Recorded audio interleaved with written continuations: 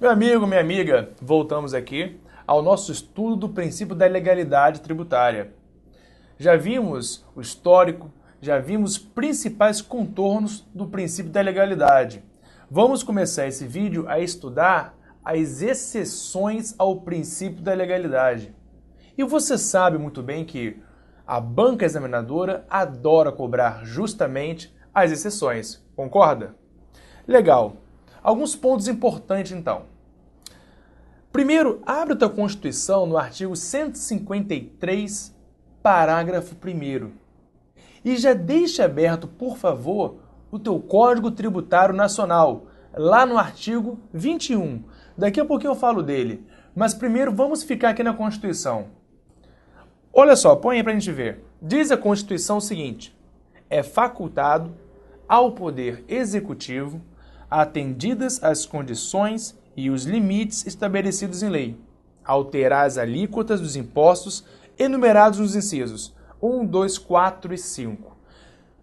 Só para ficar mais simples, de cara já assinalo aqui para vocês que estamos falando do II, IE, IPI e IOF.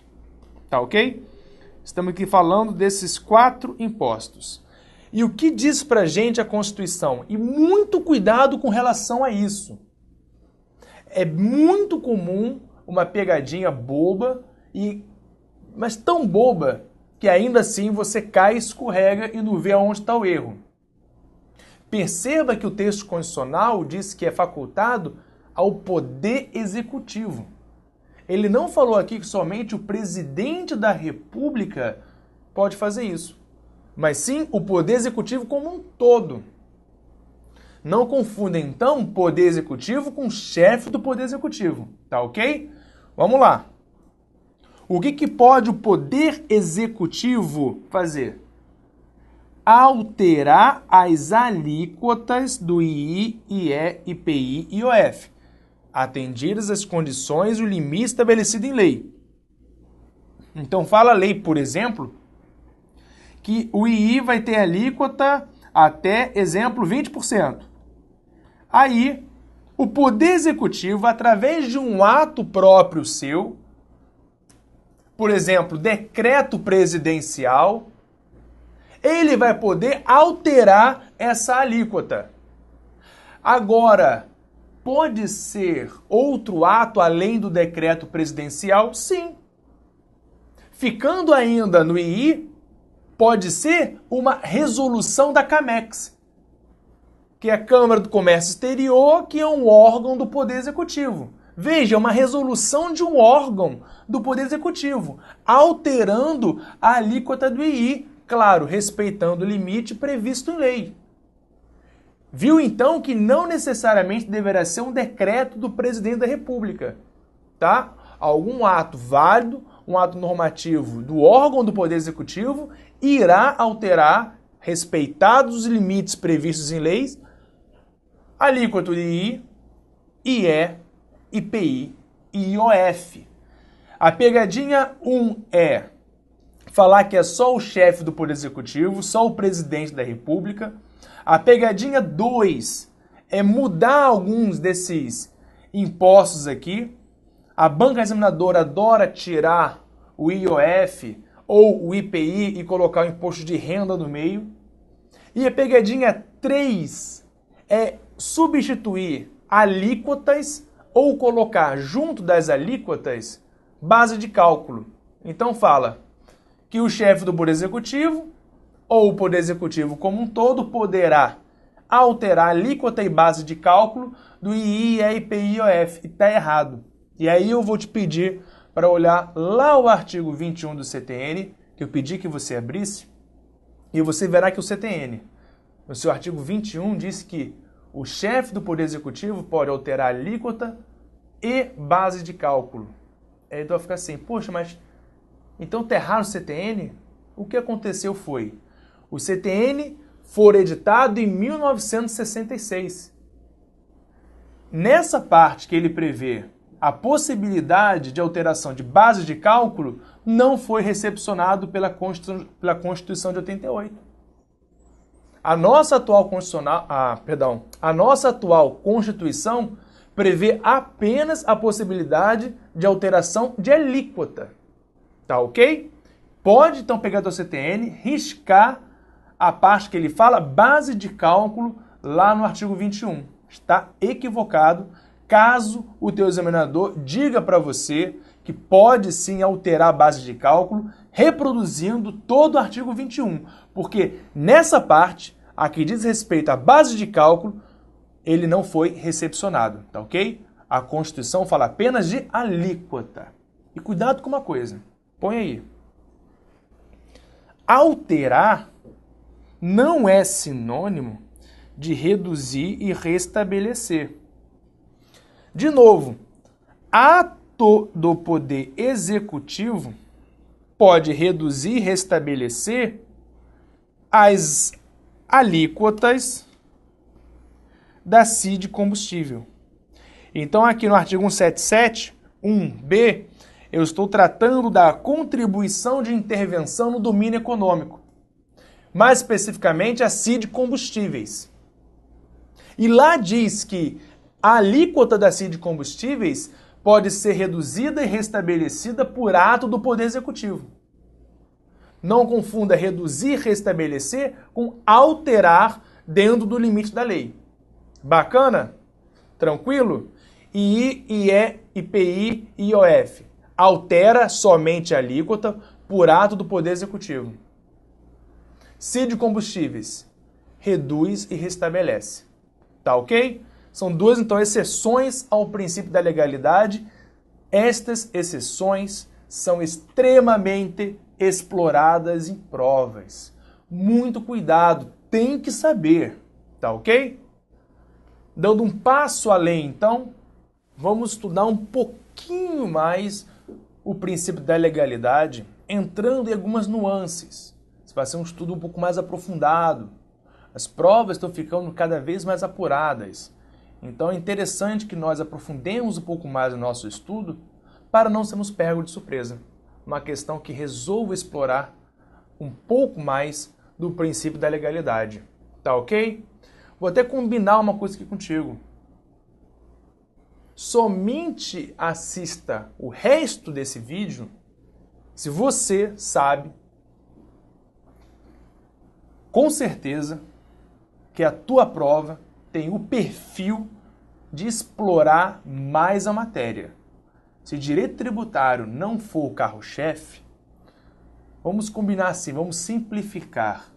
Se você não está estudando para um concurso que tenha uma prova oral, que tenha uma fase subjetiva, pode parar o vídeo. O que nós já vimos está de bom tamanho, tá ok? Para você, até o próximo vídeo com outro princípio. Agora, se no teu concurso tem prova oral, tem fase subjetiva, ou se você quer aprofundar mais o teu estudo, fica comigo. Legal? Bacana então, põe aí pra gente ver. Vamos analisar os subprincípios da legalidade tributária. Falarei rapidamente da superlegalidade, da reserva de lei e da tipicidade tributária. Essa aqui sim é interessante. Tem bastante coisa bacana para tratar acerca da tipicidade tributária. Eu trouxe aqui alguns conceitozinhos rápidos que podem ser explorados em prova de cada qual.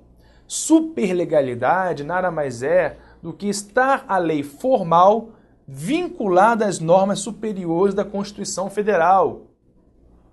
Reserva de lei indica o seguinte, que só lei formal pode exigir ou aumentar tributo. Ou seja, quando você fala em princípio da legalidade genérica, nós já estudamos isso no bloco anterior, você exige um comando abstrato, impessoal e geral. Não necessariamente uma lei em sentido estrito. Não necessariamente lei ordinária, lei complementar ou medida provisória. Uma portaria, um decreto, então, desde que ele seja abstrato, impessoal e geral, atende ao princípio da legalidade genérica. Agora, a reserva de lei, ela é mais restritiva. Ela pede que esta norma, que este comando abstrato, geral e genérico esteja contido numa lei em sentido estrito, numa lei ordinária, numa lei complementar, numa medida provisória. Tá ok? Então é isto que nós entendemos por reserva de lei. É um dos subprincípios da legalidade tributária. Bacana? E a tipicidade? De uma forma rápida, é importante que nós antes analisemos o que é tipo. E isso eu já alerto para você que está sendo cada vez mais explorado em provas. Tipicidade. Por conta de uma divergência, vamos colocar assim, entre a escola paulista e a escola carioca, por todos, Alberto Xavier, Paulo de Barros Carvalho, versus, por todos, Ricardo Lobo Torres, entre a tipicidade aberta e a tipicidade cerrada. E isso é muito importante, tá? A tipicidade tributária, pelo menos a doutrina majoritária entende, determina que todos os elementos necessários para a ocorrência do fato gerador deverão vir previstos em lei. Lei em sentido estrito, já sabemos. Então a lei deverá trazer todos aqueles elementos da regra matriz de incidência tributária. Falar quem é o contribuinte, falar se tem ou não tem responsabilidade tributária, qual é a base de cálculo, qual é a alíquota, qual é o aspecto material do fato gerador, o aspecto temporal, o espacial, tudo isso deverá necessariamente estar previsto em lei.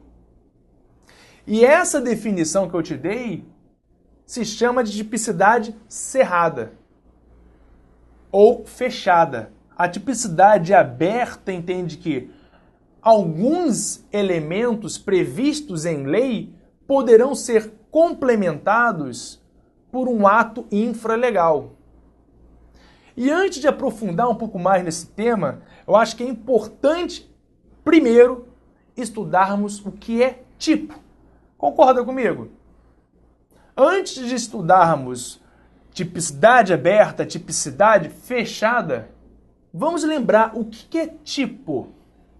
E aqui estamos falando lá da obra de Karl Laurents, muito utilizado também em direito penal, tipo penal. Tenho certeza que você já estudou isso várias vezes. E uma boa definição de tipo é dada pelo professor Ricardo Lobo Torres. Eu coloquei na tela, mas antes, fica aqui com a ideia geral.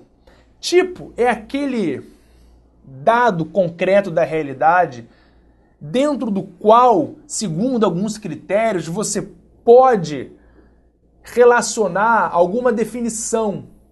Como assim, Marcelo? Está muito complexo.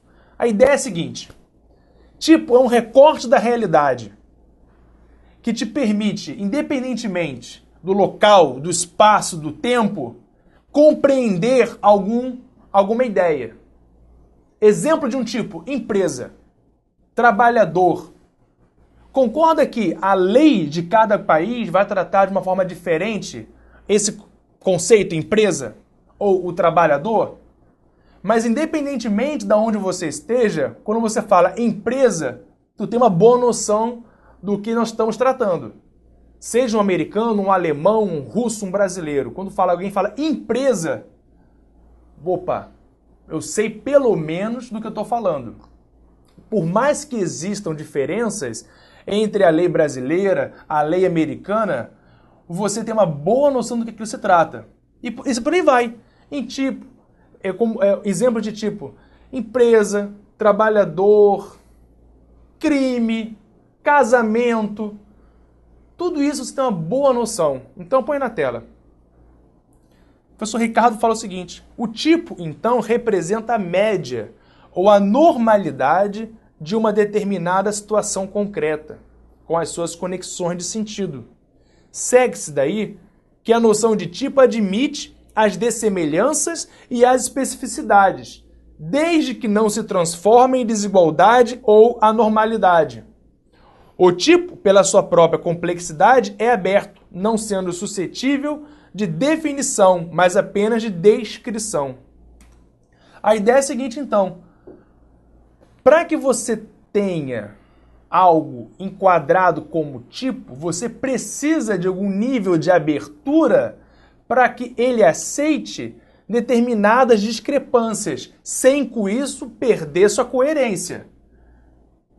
Como nós já vimos, empresa pode ser conceituada de forma diferente, tanto em razão do espaço, ou seja, países distintos, ou do tempo, inovações legislativas no mesmo país. Mas a ideia central você continua compreendendo, empresa é empresa. É hoje empresa, daqui a 200 anos provavelmente vai ser a ideia central ainda assim compreendida como era 200 anos atrás. Beleza? Então percebe que já o professor Ricardo sinaliza, cara, tipo tem que ser aberto. Não existe a história de tipo fechado. Um conceito que encerra em si todas as características necessárias, sem nenhuma discrepância, sem nenhum grau de mutabilidade. Então o professor Ricardo já sinaliza, cara, tipo tem que ser fechado. O problema é o seguinte, quem traz isso primeiro para o Brasil, lendo a doutrina de Karl Lawrence, é o professor Alberto Xavier, professor português, traz essa ideia de tipo. E olha o que ele fala pra gente. Alberto Xavier entende que a tipicidade é o próprio princípio da legalidade. Ele fala, é a expressão mesmo deste princípio quando se manifesta na forma de uma reserva absoluta de lei, ou seja, sempre que se encontre construída por estritas considerações de segurança jurídica. A tipicidade fechada, então, deve conter em si todos os elementos para a valoração dos fatos e produção dos efeitos, sem carecer de qualquer recurso a elementos a ela estranhos e sem tolerar qualquer valoração que se substitua ou acresça à contida no tipo legal, que se substitua ou acresça. Ou seja, Alberto Xavier fala o seguinte pra gente, tipo tem que conter em si todos os elementos necessários para a sua caracterização, não pode ser complementado por mais nada. E é essa ideia que no Brasil é bastante difundida, até hoje. Até hoje a Escola Paulista fala pra gente. Talvez, atualmente, o maior expoente dessa corrente é a professora Isabel Derzi. Põe rapidinho. A professora Isabel analisa a obra de Alberto Xavier e vê que teve um erro, na verdade, de tradução de um termo em alemão por parte do professor Alberto Xavier.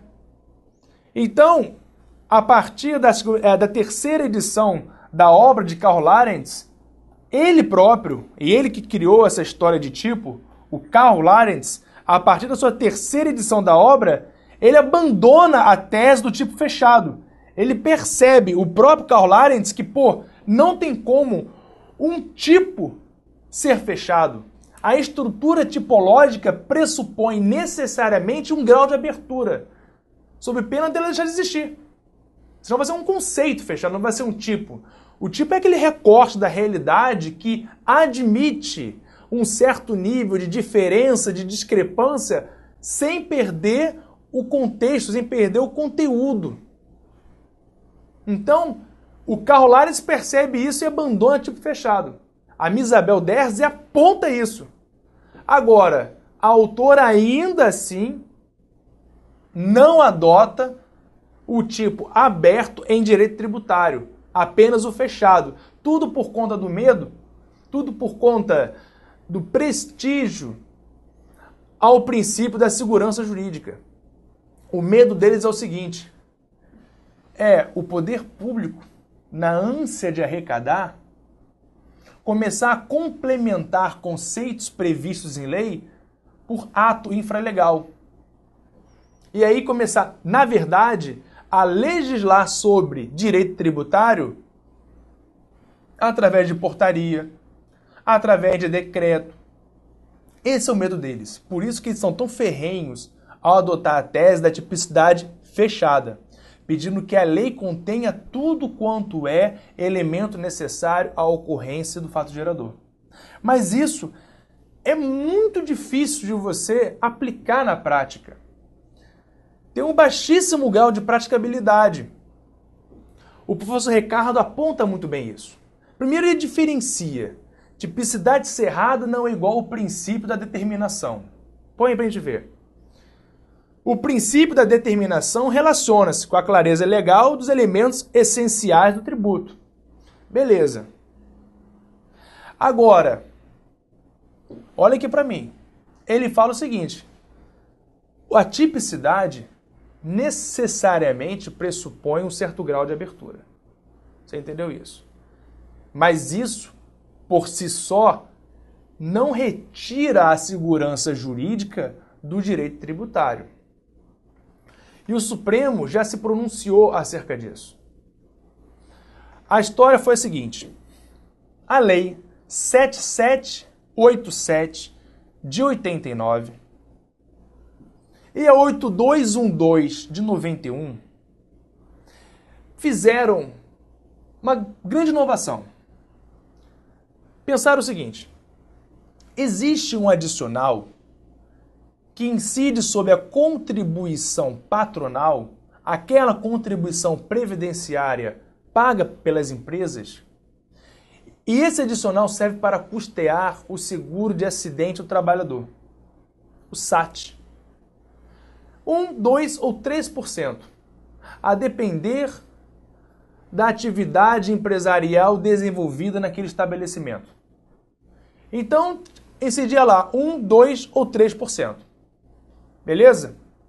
E aí o que pensou a lei? Poxa, vamos prestigiar aquelas empresas que investem em segurança do trabalhador. Nós não queremos financiar o seguro de acidente do trabalho. O ideal, o mundo ideal, é que não ocorram acidentes do trabalho. Aquelas empresas, então, que investem em segurança, ou seja, dentro das quais tivermos baixíssimas ocorrências, baixíssimos acidentes, vamos dar um desconto na alíquota.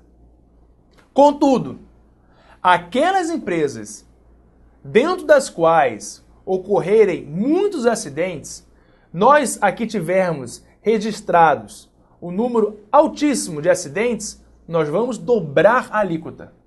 Então, para quem tem baixo nível de acidentes, a lei previu um desconto de 50% na alíquota. Ao passo que, para quem tinha muito acidente, a alíquota dobraria. Beleza. Qual era o problema? Por que os contribuintes ficaram irritadíssimos? Quem dizia qual empresa possuía ou não um alto índice de acidentes não era a lei. A lei delegou isso a um decreto. O decreto do Ministério da Previdência Social. Então seria o próprio Ministério que administra o auxílio-doença acidentário, ele que sabe quantos acidentes cada empresa está ali dentro da qual estão acontecendo. Então seria o próprio Ministério que iria dizer, olha só, empresa XYZ vai se enquadrar na situação de redução de alíquota ou de majorar a alíquota. Em última análise, o aspecto quantitativo da regra matriz de incidência tributária não estaria sendo determinado apenas pela lei, mas também pelo decreto, porque a depender da classificação dada pelo Ministério no seu regulamento, a alíquota do tributo iria variar. E apenas para lembrar, põe na tela para a gente ver, a regra matriz de incidência tributária tem esses 5 aspectos, né? O material, ou seja, aquele núcleo do tributo, o verbo e o seu substantivo, o seu adjetivo, enfim, aquele complemento verbal. Exemplo, circular mercadorias, importar bem e por aí vai. O aspecto temporal, que é quando você reputa ocorrido o fato gerador. O espacial, aonde. O pessoal, quem é o sujeito passivo, quem é o sujeito ativo. E no caso do sujeito passivo, Ainda fala quem é o contribuinte, quem é o responsável, se houver. E o quantitativo, que vai falar qual é a alíquota e qual é a base de cálculo.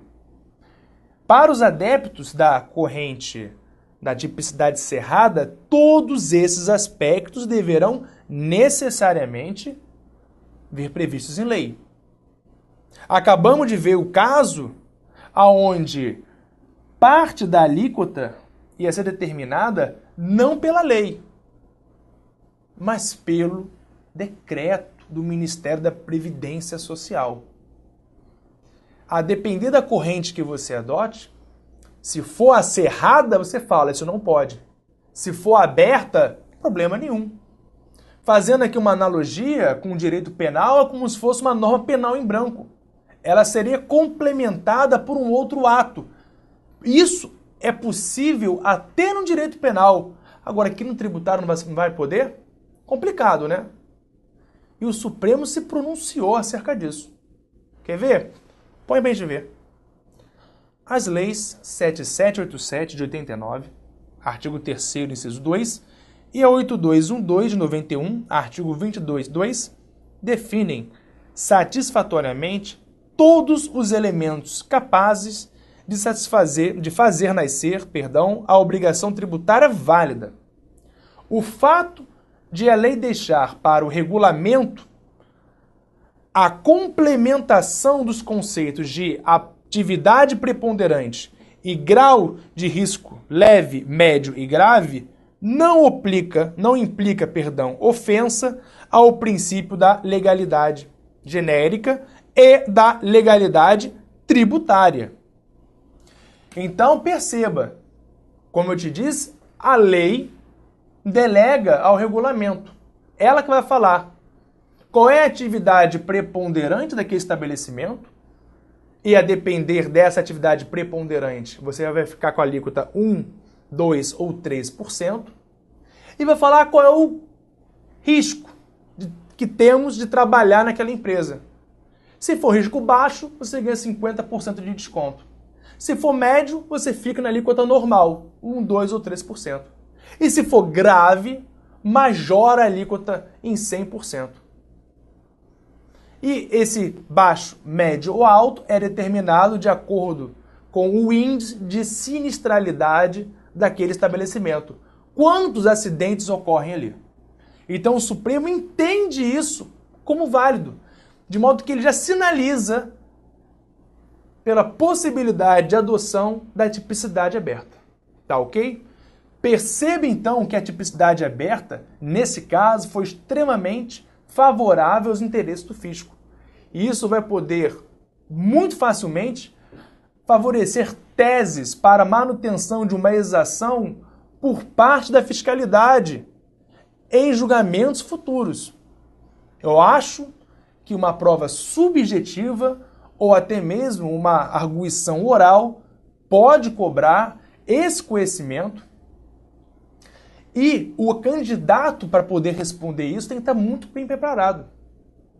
Imagine que a questão te desse apenas no enunciado a informação da existência da lei e falasse a tese dos contribuintes, que defende, por conta da tipicidade cerrada, a inconstitucionalidade da delegação ao regulamento para apontar o que é atividade preponderante, o que é risco médio, grave ou baixo. E pedisse, você, candidato, elabore a defesa do fisco. Se você não sabe tipicidade aberta, não sabe desenvolver o tema e chegar até onde chegamos, você fatalmente erraria a questão. Tá ok? Muito cuidado com isso então. Bacana, meus amigos? Vamos fechar por aqui então. Com isso nós encerramos o nosso estudo da legalidade tributária. No próximo vídeo continuamos com os princípios tributários. Até daqui a pouquinho.